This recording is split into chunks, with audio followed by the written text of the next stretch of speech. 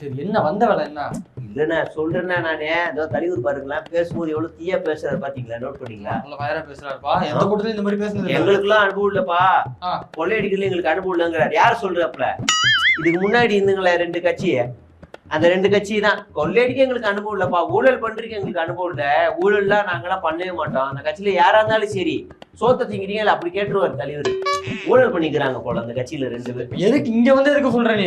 அந்த கட்சியில இருக்கிறவங்கள சொன்னேன் நானு. நீங்க இப்ப இந்த கட்சிக்கு வந்துட்டீங்க, நான் உங்களுக்கு சொல்லவே இல்லையே. நான் அந்த கட்சியில இருக்கவங்க சொல்றேன், ஊழல் பண்ணிக்கிறானுங்க. நீயும் பண்ணிருக்க தெரியுதுல, நீனும் வெளில வாங்கியிருக்க. சும்மா குத்தி காட்டுற மாதிரி எப்ப பார்த்தாலும் பேசாத. பாருங்க தலைவரே, சில்லறை வாங்குறதுக்கும் நோட்டா வாங்குறதுக்கும் வித்தியாசம் இருக்குது. அது பெரிய நோட்டா வாங்கிக்கிறானுங்க பொழுது குத்தி காட்டே. அங்க இருக்கும்போது ஏதோ பண்ணிட்டா, நீனும் வாங்குற பிளாக் டிக்கெட் எல்லாம் வித்தாதானே? ஐயா நான் அதெல்லாம் சின்னது, நான் அதெல்லாம் பண்ண மாட்டேன். நீங்க வேற சும்மா இருங்க. நானே நம்ம இனிமே அவங்க எதிர்க்கணும் ஊழல் பண்ணவங்க எல்லாம்.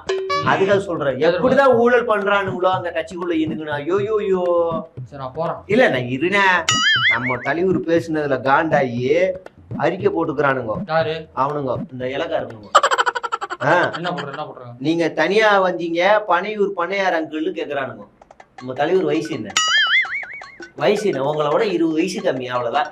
அங்கிளா தாத்தா பேரம்பேத்தி எடுக்க வேண்டிய வயசு 50 வயசு. அப்பாவால சினிமா உள்ள வந்தீங்க, அப்புறம் போய் சொல்றாங்க. அப்பாவாலே வந்தாரு, எங்க தளபதி அப்பாவால வந்தாரா?